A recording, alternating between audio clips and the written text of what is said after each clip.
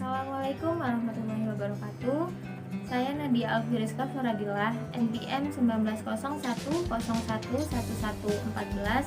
Saya dari kelas PAIB semester 5. Di video kali ini saya akan menjawab pertanyaan-pertanyaan yang telah disiapkan oleh dosen. Langsung saja ke pertanyaan pertama.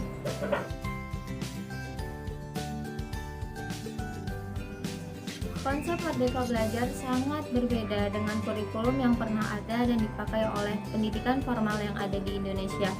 Konsep baru ini sangat memperhitungkan kemampuan dan keunikan kognitif individu para siswa.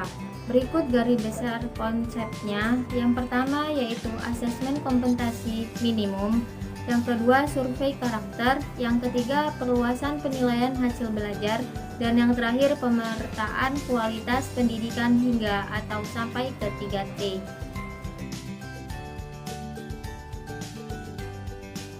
Keberhasilan peserta didik dalam pembelajaran merupakan tujuan utama. Sebelum memulai kegiatan, setiap orang pasti memiliki perencanaan. Sebab dengan adanya perencanaan, kegiatan yang akan dilakukannya akan berjalan dengan baik. Tanpa adanya perencanaan, kegiatan yang akan dilakukan tidak akan berjalan dengan baik, sebab tidak memiliki gambaran atau manajemen mengenai kegiatan yang akan dilakukan, tanpa terkecuali dalam kegiatan pembelajaran. Bagi seorang pendidik, merencanakan kegiatan pembelajaran adalah suatu hal yang harus dilakukan untuk mencapai tujuan pembelajaran.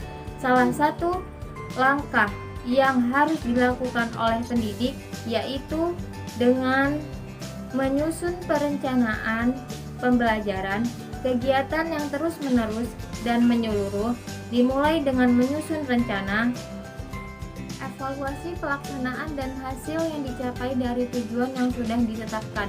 Perencanaan pembelajaran adalah proses pengambilan keputusan hasil berpikir secara rasional tentang sasaran dan tujuan pembelajaran tertentu, yakni perubahan perilaku serta rangkaian kegiatan yang harus dilaksanakan sebagai upaya pencapaian tujuan tersebut dengan memanfaatkan segala potensi dan sumber belajar yang ada.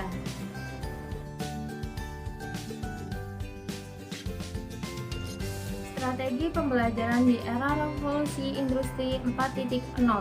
Guru memberikan peranan penting di era pendidikan 4.0 ini.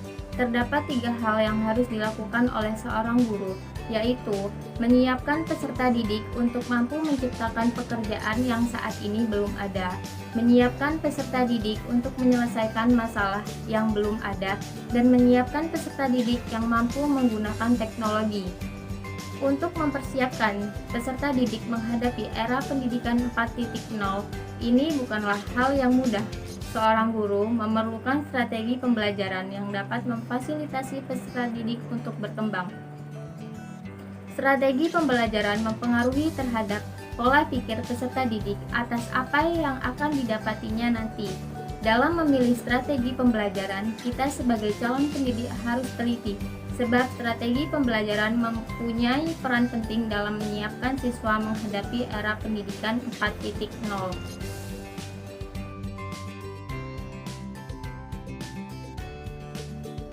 Media pembelajaran adalah segala sesuatu yang dapat menyalurkan pesan, dapat merangsang pikiran, perasaan, dan kemauan peserta didik sehingga dapat mendorong terciptanya proses belajar pada diri peserta didik.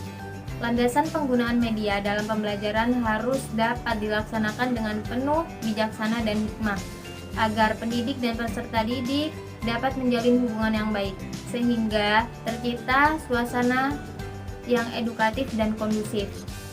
Media pembelajaran dalam perspektif Al-Quran dan hadis dapat dipandang dan diklarifikasikan menjadi media audio, visual, dan audiovisual. Media pembelajaran bermanfaat sebagai alat bantu atau sarana yang dijadikan sebagai perantara atau piranti komunikasi untuk menyampaikan pesan dan informasi berupa ilmu pengetahuan dan berbagai sumber ke penerima pesan atau informasi guna mencapai tujuan pembelajaran. Media atau alat pendidikan meliputi 2 macam, yaitu yang pertama perbuatan pendidik atau disebut imaterial, mencakup nasihat, teladan, perintah, larangan, pujian, teguran, ancaman, dan juga hukuman. Yang kedua, benda sebagai alat bantu atau disebut dengan material mencakup meja, kursi, papan tulis, kapur tulis, penghapus, buku, peta, dan lain sebagainya. Beberapa klaster media pembelajaran yang dinyatakan dalam Al-Quran hadis sebagai berikut. Yang pertama, media pembelajaran audio. Yang kedua, media pembelajaran visual. Dan yang ketiga, media pembelajaran berbasis teknologi.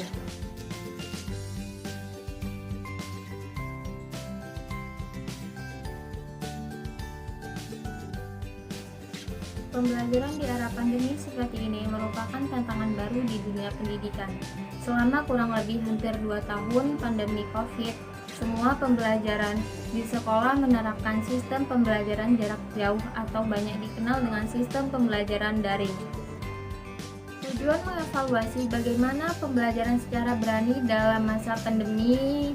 Metode yang digunakan yaitu observasi selama proses pembelajaran dan kuesioner di akhir tahun pembelajaran untuk mendapatkan data dari sampel peserta didik dan wali peserta didik. Hasil kegiatan tatap muka sangat diperlukan bagi siswa, guru, dan juga orang tua siswa. Meskipun situasi dan kondisi masih dalam pandemi COVID-19, pembelajaran tatap muka masih bisa dilaksanakan yaitu dengan tetap atau mematuhi protokol kesehatan. Tatap muka sebagai penguat hubungan antara peserta didik dengan guru, seperti hubungan ayah dan ibu dengan anaknya, serta untuk mengoptimalkan proses pembelajaran sangat penting dan harus segera dilaksanakan. Demikian jawaban atas pertanyaan-pertanyaan yang ada. Sekian dari saya. Wassalamualaikum warahmatullahi wabarakatuh.